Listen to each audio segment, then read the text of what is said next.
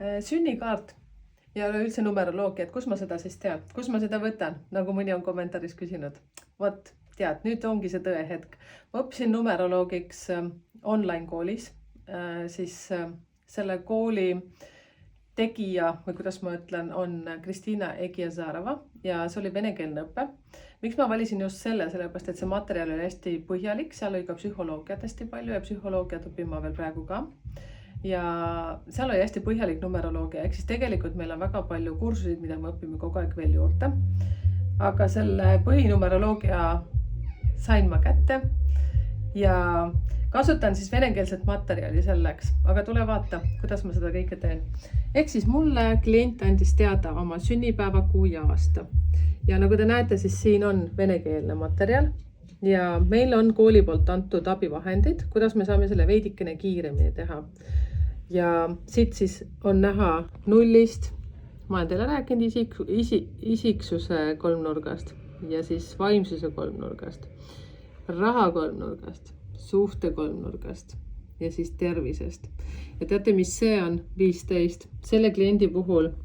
Ja teate, kui paljudel see tegelikult on? See on siis selle suguvõsa poolt antud karma ülesande number 15 tähendab seda, et see inimene peab ületama probleemid, mis on seotud sõltuvusega. Selle inimese puhul konkreetne sõltuvus on suitsetamine. Ja ta peab suitsetamisest loobuma, aga tal on väga raske seda teha. Nii, aga mis ma siis veel kasutan? Ma kasutan, näete, sellist asjandust, kuhu ma teen ise ka viisnurga. Tihtipeale ma teen ka kolmnurkasid.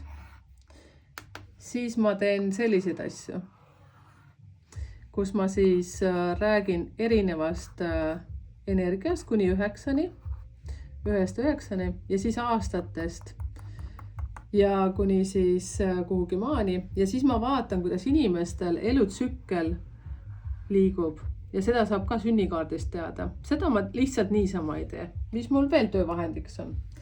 Töövahendiks on väga-väga oluline. No, igal ühel on erinev. Vahest ma teen seda telefonis. Aga kasutan seda, seepärast, et siin saab hästi kähku kokku liita igasuguseid asju. Vaat niimoodi. Ja kui sina tahad oma sünnikaardi kohta rohkem informatsiooni, siis selleks on sul vaja mulle kirjutada või siis see, et käi YouTube'is ja kuula erinevaid videoid. Ma räägin seal tegelikult hästi lühidalt ja kokkuvõtlikult erinevatest numbritest. Üldjuhul ma räägin numbrist, mis tuleneb siis sinu sünnipäevast, siis 1-9. Aga tule veel korraks vaata. Siis kui ma teen sünnikaarti, siis nagu sa näed, siis sünnikaardis on mul 16. Vaatame, mis siin veel on, 19. Ma teen tegelikult numbrini kuni 22. Et see, mis ma räägin sulle YouTube'is, siis seal ma räägin üleüldiselt, sest väga paljud ütlevad, et jaa, et aga 31-ni on ju sünnipäevad. Ja seal ma räägin üldist juttu, aga sünnikaardi isiklikus ma räägin sulle väga peensusteni ja väga täpseteni. Nagu te näete, siis siin kolmnurgas on veel igasugused väiksed numbrikesed. Ja